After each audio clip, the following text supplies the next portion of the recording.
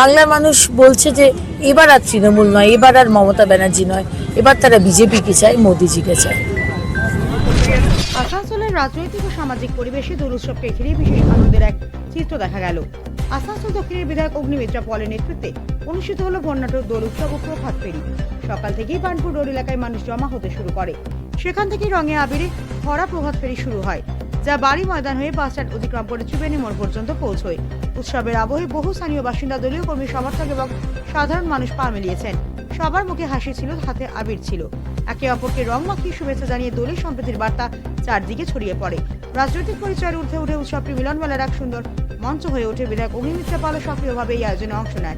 তিনি উপস্থিত সকলকে দোলের শুভেচ্ছা জানান এবং শান্তি, সম্প্রীতি ও ভ্রাতৃত্ববোধের বার্তা দেন। তিনি বলেন, দোল উৎসব কেবল রঙের উৎসব নয়, এটি হৃদয়ের দূরত্ব মুছে ফেলার একটি ব্যতিক্রমী সুযোগ।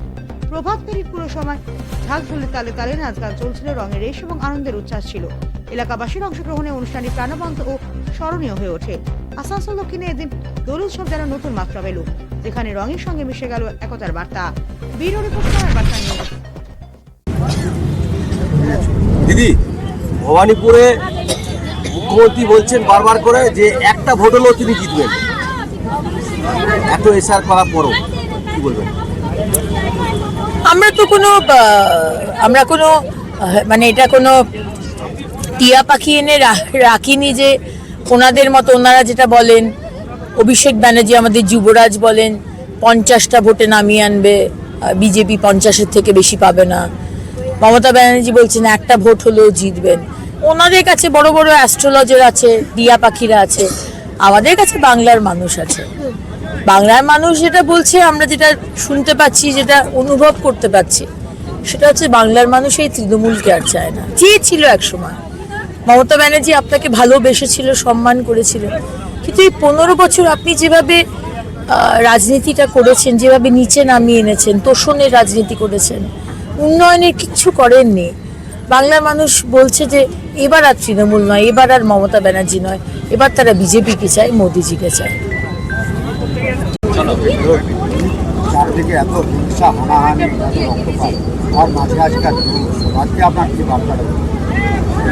আজকে দোল পূর্ণিমার দিনে বাংলার মানুষকে এই বার্তাই দিতে চাই যে শান্তি ফিরে আসুক এই বাংলায়। ইন্ডাস্ট্রি হবে, চাকরি হবে, স্বাস্থ্য হবে, শিক্ষা হবে, সবই হবে, কিন্তু শান্তি না থাকলে কিচ্ছু হবে না। শান্তির পরিবেশটা আগে ফিরিয়ে আনা দরকার। সৌজন্যবোধ, সেগুলো সব হারিয়ে গেছে পশ্চিমবঙ্গ থেকে। ছোটরা বড়দেরকে সম্মান করে না, বড়রা ছোটদের কথা শোনে না, এক দলের লোক অন্য দলের লোককে সহ্য করতে পারে না, মহিলাদের কোনো সম্মান নেই, তাদের ইজ্জত টাকায় কেনা বেচা করা হয়। এই বাংলাকে আমরা চিনি না। আমরা সেই আগের বাংলাকে ফিরিয়ে আনতে চাই, যে বাংলা সোনার বাংলা হবে, শান্তি থাকবে, সবাই সবাইকে সম্মান করবে, ভালোবাসবে। রাজনৈতিক আইডিওলজি লড়াই থাকবে, কিন্তু তার মানে এটা নয় যে আমি রিভেঞ্জ নেওয়ার জন্য একটা মহিলাকে শ্লীলতাহানি করব, তার বাড়ি জ্বালিয়ে দেবো, তাকে গ্রাম থেকে জল নিতে দেব না।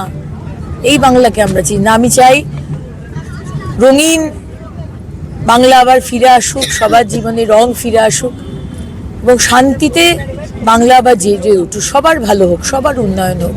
ধর্মে ধর্মে, বর্ণে বর্ণে এই রাজনীতি, বিভাজনের রাজনীতি আমি চাই না।